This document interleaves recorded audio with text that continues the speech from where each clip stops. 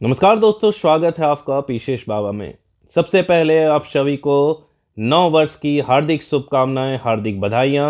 Happy new year. मेरी भगवान से दुआ है कि आप सभी को, जो भी मेरे साथ जुड़े हुए हैं, मेरा वीडियो देख रहे हैं, जो भी मुझे सुन रहे हैं, आप सभी को हर वो चीज़ हासिल हो जिसके लिए आप मेहनत कर रहे हैं, कठिन परिश्रम कर रहे हैं। इस वर्ष आपका मंगलमय हो और इस वर्ष आपको एक मन पसंद जो नौकरी है वो मिल जाए। आपके माँ बाप के जो सपना है वो पूरा हो जाए, आपके माँ बाप का, उनका सीना गर्व से चौड़ा हो जाए, उनकी आंखों में एक खुशी का आंसू आए। ये सारी मनोकामनाएं हैं मेरी।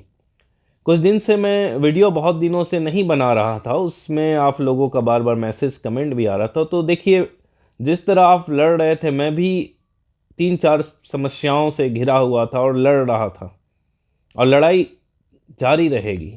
ठीक है, लड़ाई को ना कभी भी एक सरदर्द मत बनाइए। आज जो हमारा थोड़ा थोड़ा बातों में टेंशन लेने का जो बीमारी हो गया है, छोटा छोटा चीज़ में स्ट्रेस लेने का बीमारी हो गया, ये इसलिए क्योंकि हमने ये चीज़ समझ लिया है कि हमारा लाइफ जो होगा ना, बहुत मज़े से होगा, उसमें कोई दुख, कोई परेशानी, कोई बाधा नहीं आएगी। हमेशा माइंडसेट ये बनाना है कि I am thrown in the war zone. मुझे युद्ध के मैदान में फेंक दिया गया है, हर टाइम हर समय मुझे लड़ना है। अगर ये मेंटेलिटी के साथ आप रहोगे तो जिंदगी मज़े से गुजरेगी भाई।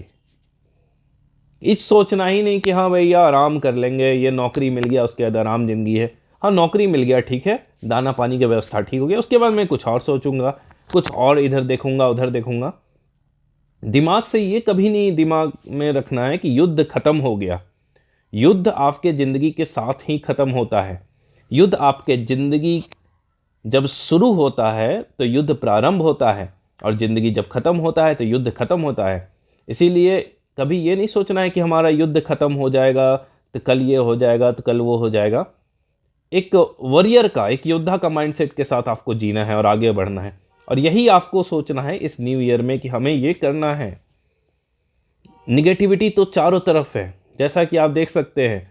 जेएसएससी वाले बच्चे भी परेशान हैं, जेपीएससी वाले बच्चे ही परेशान हैं। जेएसएससी वाले बच्चे परेशान हैं, जिनका हो गया वो भी परेशान है, जिनका नहीं हुआ वो भी परेशान है। एग्ज़ाम फेयर है, अनफेयर है, चीटिंग है, जेन्युइन वर्सेस फेक, ये सारे तमाम तरह के बहस चल रहे हैं। मामला जुडिशियरी में अटका हुआ है। ठीक है, फिर आपका जेएसएससी जो जांच वाच चल रहा, तो ये सब तमाम चीज़ें डेवलपमेंट हो रही है। इसमें मैं क्या ही वीडियो बनाता, आपको क्या बताता। ना ही मैं एक जुडिशियल एक्सपर्ट हूँ, ना ही मैं सीआईडी एक्सपर्ट हूँ जो आपको बता देता, ना ही मेरे पास सबूत है एग्जैक्ट।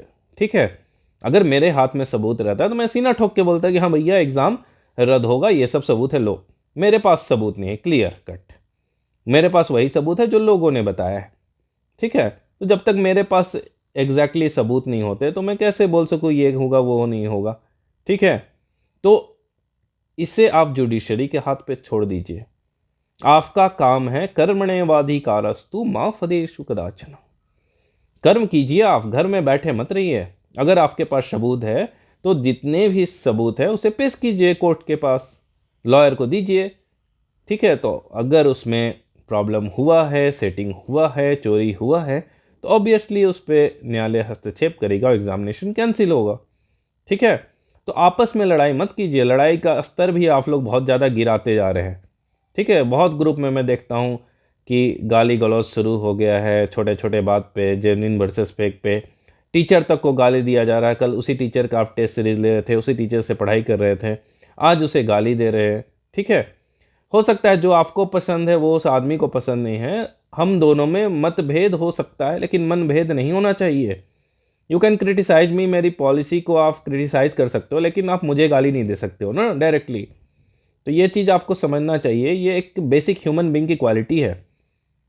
नहीं तो पैदा होते हुए आदमी पैदा होना था, पैदा हो गए जानवर। ठीक है, तो ये आपको जो मिनिमम बेसिक चीज़ें हैं ह्यूमन की वो मेंटेन रखनी चाहिए, डेकोरम मेंटेन रखनी चाहिए।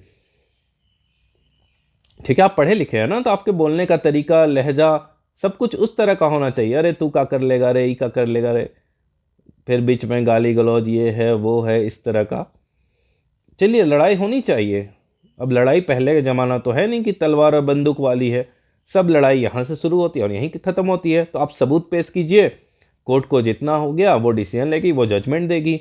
और जिनका सिलेक्शन हो गया है, अगर आप 100% अगर इस चीज़ के लिए मतलब आप जान रहे हो कि 100% ये ऑथेंटिक हुआ है, पूरी तरह से जेन्युइन एग्जामिनेशन हुआ, जेन्युइन सिलेक्शन हुआ, तब फिर आपको किस चीज़ का डर। कहावत है ना, साच को आज क्या। अगर आपको पता है सच हो, आप पूरा तरह से प्रोसीजर सही है, तो दुनिया में कोई भी पैदा नहीं हुआ है जो आपकी नौकरी छीन सकता है। तो आप भी गाली गलौज करोगे, वो भी गाली गलौज करेंगे, इन सब चीज़ों से आपको दूर हटना चाहिए, ठीक है। जेपीएससी का अलग ही दर्द है, वहाँ 4 महीने से चेयरमैन की कुर्सी खाली पड़ी है, 4 महीने से क्रॉस हो गया है, रिजल्ट तैयार है लेकिन रिजल्ट आ नहीं पा रहा। इतना मेंटल प्रेशर के साथ लोग गुजर रहे हैं। पता नहीं, एग्ज़ामिनेशन कैलेंडर की घोषणा थी कि एग्ज़ामिनेशन कैलेंडर जारी किया जाएगा, कुछ जारी नहीं हुआ। तो इस तरह से सरकार अभी तक तो इस मामले में नाकाम रही है। सरकार को सोचना चाहिए कि ये जो इतना छोटा सा काम है चेयरमैन अपॉइंट करना, मुझे नहीं लगता है पूरा ऑल ओवर इंडिया में आप देखोगे तो इतना दिन के लिए आपका चेयरमैन की पोस्ट वैकेंट होगी। I don't think so. तो आप क्यों पूरे इंडिया में अपनी बेइज्जती करा रहे हैं झारखंड की। तो इस पे जल्दी संज्ञान लेके इस पे आगे की कार्रवाई करनी चाहिए गवर्नमेंट को। बस इतना ही तो हम कह सकते हैं। बाकी लोग जो साइलेंट प्रोटेस्ट कर रहे हैं, अपने डिमांड कर रहे हैं, वो भी करते रहना चाहिए, ठीक है। मैंने कहा कि हम स्टूडेंट हैं, हम पढ़े लिखे हैं, तो हमारा जो विरोध करने का तरीका होगा, लहजा होगा, ज़रिया होगा, वो भी अलग होगा। हम व्यंग के रूप में विरोध करेंगे, ठीक है। रोड छाप विरोध और हमारे विरोध में फ़र्क होना चाहिए। एक पीसफुल तरीका से हमें अपनी मांग रखना चाहिए, प्रोटेस्ट करना चाहिए कि भैया आप चेयरमैन अपॉइंट कीजिए और इस डायरेक्शन में आगे बढ़ना चाहिए, ठीक है। तो ये यहाँ तक की कहानी थी। अब आते हैं कि अब हमें क्या करना चाहिए इस पॉइंट ऑफ टाइम में।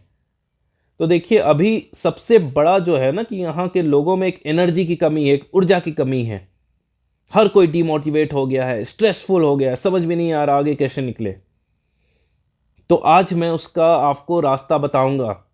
अगर आपने इसे सीरियसली मैं बोल रहा हूँ, 3 महीने भी फॉलो किए, 6 महीने छोड़िए, 3 महीने भी अगर आज से आपने फॉलो कर लिया, तो फिर 3 महीने जैसे ही कंप्लीट हो, अगले दिन आप फ़ोन करके बोलोगे सर वाह सर, मेरी तो लाइफ बदल गई। आप 3 महीने बाद एक अलग डिफरेंट इंसान होगे। अपने आप को कमज़ोर क्यों समझ रहे हो आप। जो आपके किस्मत में लिखा हुआ है उसे किसी का बाप भी नहीं छीन पाएगा, समझ रहे हो। रामायण में देखो, भगवान श्री राम को राजा बनना था, उस दिन कैकेयी ने वनवास की मांग कर दी, रातों रात वनवास जाना पड़ गया, ठीक है। भरत जी अपने मामा के पास थे, रातों रात उन्हें राजा बनना था। फिर क्या हुआ टर्निंग पॉइंट कि भरत जी ने कहा कि मैं राजगद्दी नहीं करूँगा। भरत जी कुटिया में रहने चले गए और राम जी वनवास चले गए। फिर 14 साल बाद राम जी आके राजा बनते हैं। तो जो भोंक रहे हैं, जो तुम पे अंगली उठा रहे हैं, जो तुम्हारी बेइज्जती कर रहे हैं, उनसे ना मुंह से नहीं लड़ना है। सही टाइम में, सही समय में, सही तरीके से जवाब तो सबको देना है भाई, छोड़ना किसी को नहीं है।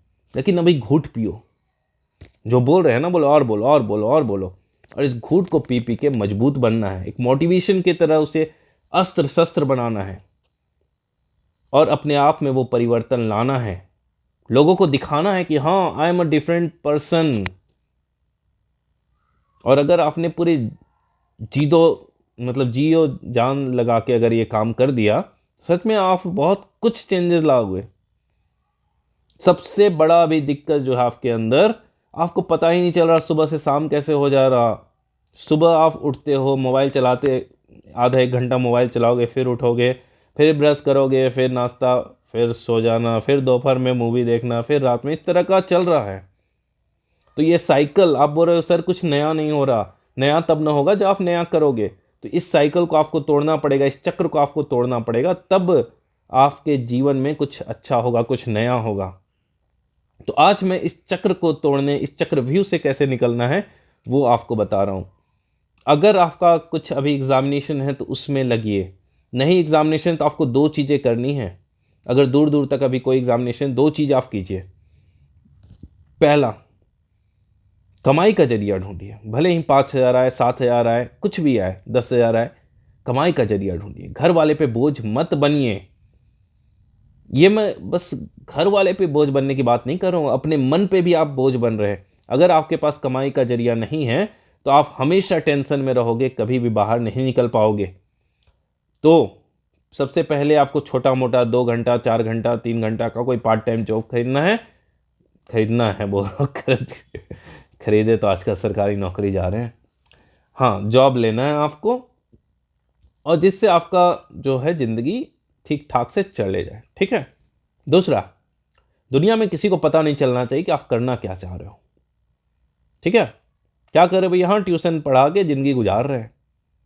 तुम्हारे अंदर जो समंदर है ना, रिपीट, तुम्हारे अंदर जो समंदर है ना, वो तुम्हारे अलावा किसी को पता नहीं चलना चाहिए। जिस दिन पेपर में तुम्हारी फोटो छपेगी ना, उस दिन लोगों को लगना चाहिए अरे साला ये तो ट्यूशन पढ़ाते पढ़ाते निकल गया। तो ऐसे, लेकिन आपको क्या, हाँ जेपीएससी का फॉर्म भर दिए हैं, तैयारी कर रहे हैं, हाँ उसका तैयारी कर रहे हैं। Don't disclose your plans, never. कभी भी अपने प्लान्स डिस्क्लोज मत कीजिए। हमेशा एक अल्टरनेट सोर्स ऑफ एम्प्लॉयमेंट रखिए अपने पास। कोई ना कोई स्किल सीखिए, छोटा मोटा। मोबाइल ट्रेनिंग ही सीख लीजिए कि कैसे मोबाइल बनाया जाता है। अगर खेत वेत है आपके पास, मशरूम कल्टीवेशन कहीं जाके सीख लीजिए। 15-20 दिन में कुछ भी आप नया स्किल सीखना है आपको, तो 15 से 20 दिन में सीख सकते हैं। ठीक है। मशरूम फार्मिंग सीख लीजिए, कैसे मशरूम उगाते हैं, इलेक्ट्रॉनिक्स कंपोनेंट कैसे बनाते हैं, सर्विसिंग कैसे करते हैं, चिमनी उमनी का, ये सब हो गया।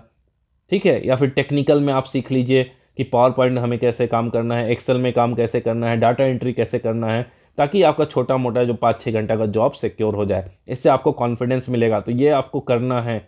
दुनिया भर के तमाम तरह के, अभी सोलर के फील्ड में आप सीख सकते हैं। सोलर इंस्टॉलेशन का मार्केट बहुत ज़्यादा है, तो इसे भी आपको सीख के आगे बढ़ना है। ठीक है। बैठे नहीं रहना है भाई, और खुद को एक योद्धा की तरह जीना है। सबसे बड़ा जो आपका कारण है ना, आपका मन और आपका तन, वो आपका साथ में नहीं दे रहा। मन इधर भाग रहा, तन भी इधर भाग रहा। ठीक है। तो सबसे पहले वेल डिफाइंड आपको रूटीन फॉलो करना है। क्या करना है? सबसे पहले अपने बॉडी को लेके, हर चीज़ को लेके एक टारगेट बनाना है आपको। हाँ भैया, इतने दिन में मैंने अपने बॉडी के लिए टारगेट किया, अपने हेल्थ के लिए। अभी जाके अपना आप हाइट नाप लो, वेट नाप लो, जो भी है। हाइट क्यों नापोगे? हाइट थोड़ी ना बढ़ेगा। चलो वेट नाप लो, और बाकी पैरामीटर्स देख लो कि मैं मोटा हो गया हूँ, चौड़ा हो गया हूँ, क्या हो गया, इसमें मुझे क्या काम करने हैं। ठीक है। वो टारगेट ले लो। कैरियर रिलेटेड देख लो कि हाँ, एग्जामिनेशन की तैयारी कर रहा हूँ, मेरे सीजीएल में इतने नंबर आए थे, जेपीएससी में इतने नंबर आए थे, और मैं कैसे इंप्रूव कर सकता हूँ। तीसरा सबसे इंपॉर्टेंट चीज़, अगर पढ़ाई में आप कंटिन्यू रहना चाहते हो तो नोट्स मेकिंग करो। लास्ट टाइम में तो आपके दिमाग में बवंडर हो जाता है, कभी ये बुक पढ़ोगे, ये बुक पढ़ोगे, ये बुक पढ़ोगे। अभी मैं कह रहा हूँ आप 3-4 घंटा बैठ के कुछ नहीं, बस नोट्स बनाओ। अभी आपको मेहनत लगेगा, लेकिन 2-3 महीने में इतना तगड़ा और इतना अच्छा नोट्स तैयार हो जाएगा कि आपको एग्जामिनेशन में थोड़ा सा भी स्ट्रेस नहीं होगा, थोड़ी सी भी दिक्कत नहीं होगी रिवाइज करने में। जहाँ बाकी लोगों को 5 दिन 6 दिन लगेंगे, आप 1 से 2 दिन में रिवाइज कर लोगे। ठीक है। इस चीज़ पे काम करना। सबसे इंपॉर्टेंट है फिजिकल एक्टिविटी। आज से डायरी लिखो, वरना वीडियो देखते रह जाओगे, कोई भी इंप्रूवमेंट नहीं होगा। Daily diary writing should be there. एक डायरी लिखना है, एक कॉपी ले लेना है आपको। आज लिख देना है कि डेली मैं 1 घंटा वर्कआउट करूँगा। ऐसा नहीं कि यही करूँगा, मैंने योगा कर लिया, दौड़ लिया, चल लिया, जिम चले गया, कुछ भी कर लिया, रस्सी कूद लिया, लेकिन 1 घंटा मैं दूंगा। ठीक है। योगा और मेडिटेशन को जो भी करना है। उसके बाद है फूड। फूड सबसे इंपॉर्टेंट है। आजकल देख रहे हो तमाम तरह की बीमारी, और बीमारी ऐसा नहीं है कि अगर आप खराब खाना खा रहे हो तो उसके चलते आपका शरीर मैला हो जा रहा, आपका मन भी मैला हो रहा, आपके अंदर मोटिवेशन की कमी हो रही है। एक बहुत बड़ा रिसर्च हुआ था हाल ही में, जिसमें देखा गया कि लोगों को जब फ्रेश खाना दिया जा रहा है, एकदम मतलब सेमी कुक्ड या फिर अनकुक्ड जो फूड दिया जा रहा है आपको, फ्रूट्स वेजिटेबल, तो उनका मेमोरी का जो पावर है ना, रिटेन करने का कैपेसिटी, स्ट्रेंथ, डिटर्मिनेशन, वो बहुत ज़्यादा बढ़ जाता है। जो बहुत ज़्यादा उल्टा पुल्टा खाते रहते हैं बाहर का, उनका मेंटल स्टेट भी तो डाउन होता है ना, लड़ने की कैपेबिलिटी घट जाती है। तो डाइट में आपको कंट्रोल करना है, खाने पे कंट्रोल करना है। ठीक है। और नोट्स मेकिंग करो, एक अल्टरनेट सोर्स ऑफ एम्प्लॉयमेंट देखो। बाकी दुनिया को भूल जाओ, मैं कह रहा हूँ दुनिया में कोई काम नहीं आएगा भाई। कोई दोस्त कोई यार कुछ नहीं करना है, 1-2 दोस्त रखो बस, उससे ज़्यादा दोस्ती नहीं रखनी है। वो भी ऐसे ही दोस्त जो तुम्हारे पार्टनर बन सके। हाँ भैया सुबह मेरे साथ दौड़ने चलोगे? हाँ भैया चलेंगे, तो ठीक है चलो, नहीं चलोगे तो टाटा बाय बाय, हमारी दोस्ती गई भाई। और कुछ भी आपको उटपटांग नहीं है कि यही खाऊंगा, और डेली मैं कहूँगा सुबह रात में चना मूंग बादाम डाल लो, सुबह वही खा लो गुड़ के साथ, या उसमें खीरा टमाटर गाजर ये सब डाल के खाओ। सुबह का नाश्ता वही करना है, कोई रोटी वोटी के चक्कर में नहीं करना है। एक कटोरे मार के सलाद चना वना खा लिए पूरा, बस उसके बाद फिर बनाओ दोपहर दोपहर में शाम में एक बार खाना। विद्यार्थी हो यार, कुछ यहाँ तुम मजदूरी थोड़ी ना कुड़ी चला रहे हो जो सुबह शाम पहले जा रहे हो, सुबह भी खाना दोपहर भी खाना शाम में भी चाय रात में भी खाना। 2 टाइम खाना खाना है आपको बस। एक टाइम एकदम रॉ खाओ, फ्रूट खा लो, उसमें सलाद खा लो, चना वना सब मिक्स करके एकदम पेट तक गर्दन तक खा लो, कोई दिक्कत नहीं। एक बार शाम में 4-5 बजे खा लो, बस काफ़ी है। तो आपका तो प्लानिंग ही बनते रहेगा, आज ये खा लेंगे कल वो खा लेंगे परसों। ये सब चीज़ें पे कंट्रोल करना होगा, तभी आपके अंदर एक मोटिवेशन आएगा। ठीक है, भागना छोड़ दो। कभी भी दिमाग में वो लगे ना यार बहुत निगेटिविटी हो रहा, मार दो 5 किलोमीटर पैदल, बस आके एकदम ठंडे पानी से नहाओ मज़े से, तब देखो दिमाग एकदम खुल जाएगा। और थोड़ा पूजा पाठ करो भाई, ठीक है, क्योंकि कर्म को काटना होगा, किस्मत को काटना है, तो भगवान जिसने लिखा है वही तो काटेगा ना। तो मेहनत करना है, साथ ही इधर थोड़ा पूजा पाठ अध्यात्म में भी ध्यान देना है, ताकि आपके रास्ता थोड़ा नॉर्मल हो जाए। चलो, तो नए साल में आपके लिए यही सब था मेरे तरफ से। और आप चिंता ना करें, आगे जो भी आपका एग्ज़ामिनेशन आएगा तो मैं इस पे काम कर रहा हूँ कि आपको बेहतरीन कंटेंट दे पाऊँ, बेहतरीन तैयारी करा पाऊँ ऑनलाइन। जेपीएससी का इस बार मैं इस तरह का नोट्स तैयार कर दूंगा आप लोगों के लिए, इस तरह का क्लास तैयार कर दूंगा कि अगले जेपीएससी में आपको कहीं भी इधर उधर देखने की ज़रूरत नहीं पड़ेगी। ठीक है, तो आप भी इस तरह से जो जो मैंने कहा एक डायरी में लिखो और आगे उससे बढ़ो, और डेली टिक मारते जाओ, डेली। ठीक है, इस दिन मैंने ये किया, यस तो टिक, नो तो नो। ठीक है, और इसको करना है भाई, बस आंख बंद करके 21 दिन मेरे कहने पे कर लो। ठीक है, 21 दिन भी नहीं करोगे 10 दिन कर लो यार, 11 दिन कर लो। ठीक है, 11 दिन कर लो मेरे कहने पे, बस आंख बंद करके, कि मुझे नहीं पता उससे कुछ फ़ायदा हो कुछ नुकसान। उसके बाद जब 12वां दिन होगा ना, खुद को जज करना कि भैया फ़ायदा हो रहा तो कंटिन्यू करूँगा, फ़ायदा ना हो रहा तो डिसकंटिन्यू करूँगा। फिर आप देखोगे क्या चेंजेस आती हैं आपके अंदर। ठीक है, तो वीडियो थोड़ा लंबा बन गया लेकिन बहुत इंपॉर्टेंट है। जितने भी अपने दोस्त यार हैं उनसे वीडियो शेयर कीजिए और आगे तैयारी में लगे रखिए। बाकी कुछ अपडेट होगा तो हम मिलेंगे। ठीक है, हैप्पी न्यू ईयर।